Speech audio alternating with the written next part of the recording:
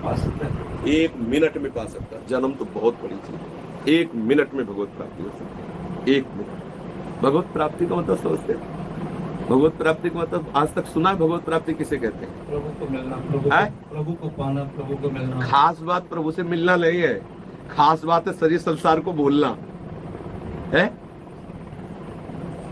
किसी ने पूछा जीवन मुक्ति का स्वरूप क्या है, पूछा था कभी, जीवन मुक्ति का स्वरूप क्या है? तो इसी में उत्तर छुपा हुआ है। का क्या, ये 2 हटा दो। जीवन मुक्ति का स्वरूप क्या है, तो का और क्या हटा दो, फिर बोलो इस शब्द को।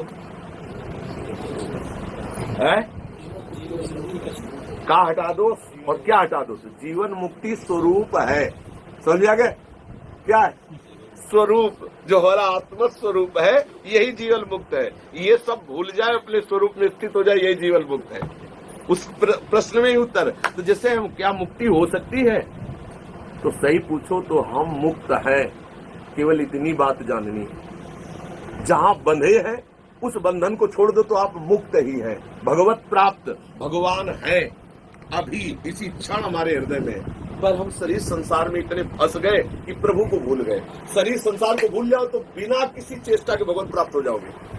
शरीर संसार को भूलने में आप कितने प्रवीण हो, बस ये बात देखना है। ये अभ्यास आपका 1 मिनट में अभी भूल जाओ तो अभी भगवत प्राप्ति हो जाएगी। 1 जन्म में भूल जाओ तो 1 जन्म में हो जाएगी। करोड़ कल्प में भूलो तो करोड़ कल्प में होगी। बस खास बात है शरीर संसार का होश खत्म होकर प्रभु में तन्मय हो जाना, श्री कृष्ण में तन्मय हो। अब वो तन्मयता कितने दिनों में करते हो? कितने ऐसे साधक हैं जो तीव्रगामी अत्यंत हृदय में उनके उद्वेग भरा हुआ है, कैसे प्रभु मिले, कैसे उनको अशांति इस बात से कि जगत के भोग अच्छे नहीं लगते, एकमात्र तो उनके लिए भगवत प्राप्ति दुर्लभ थोड़ी। अब अपने लोग क्या है, सब भोग अच्छे लगते हैं, लगता है यार कहीं कोने में ये बात है कि भगवत प्राप्ति हो जाती तो अच्छा है, कोई करा देता भगवत प्राप्ति तो अच्छा है। भगवत प्राप्ति किसी कराने से नहीं होती, स्वयं से होती है। शरीर संसार का राग छूट गया, श्री कृष्ण प्रेम में उन्मत्त हो गए, हो गई भगवत प्राप्ति।